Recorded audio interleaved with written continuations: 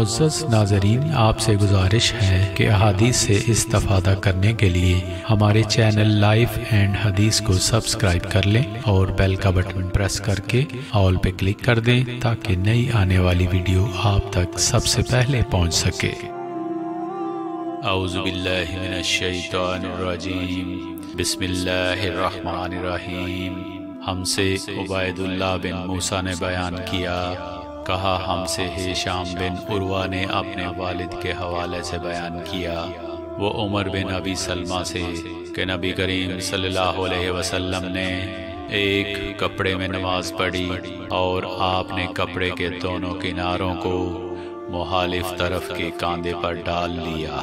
حدیث نمبر 359۔ ہم سے ابو عاصم بن مخلد نے امام مالک رحمہ اللہ کے حوالے سے بیان کیا، انہوں نے ابو زناد سے، انہوں نے عبد الرحمن عارج سے، انہوں نے حضرت ابو ہریرہ رضی اللہ عنہ سے کہ رسول اللہ صلی اللہ علیہ وسلم نے فرمایا کہ کسی شخص کو بھی ایک کپڑے میں نماز اس طرح نہ پڑھنی چاہیے کہ اس کے کندھوں پر کچھ نہ ہو۔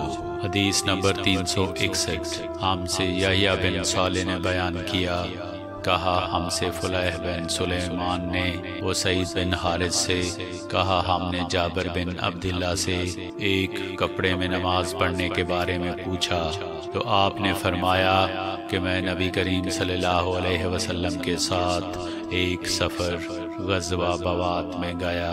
ایک رات میں کسی ضرورت کی وجہ سے آپ کے پاس آیا، میں نے دیکھا کہ آپ صلی اللہ علیہ وسلم نماز میں مشغول ہیں۔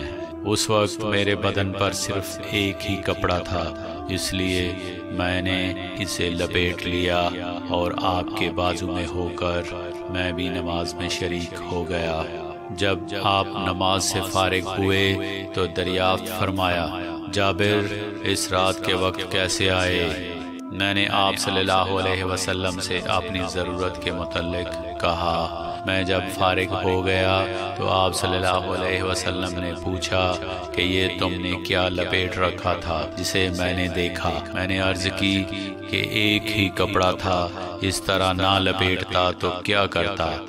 آپ صلی اللہ علیہ وسلم نے فرمایا کہ اگر وہ کشادہ ہو تو اسے اچھی طرح لپیٹ لیا کر، اور اگر تنگ ہو تو اس کو تہبند کے طور پر باندھ لیا کر۔ حدیث نمبر 362۔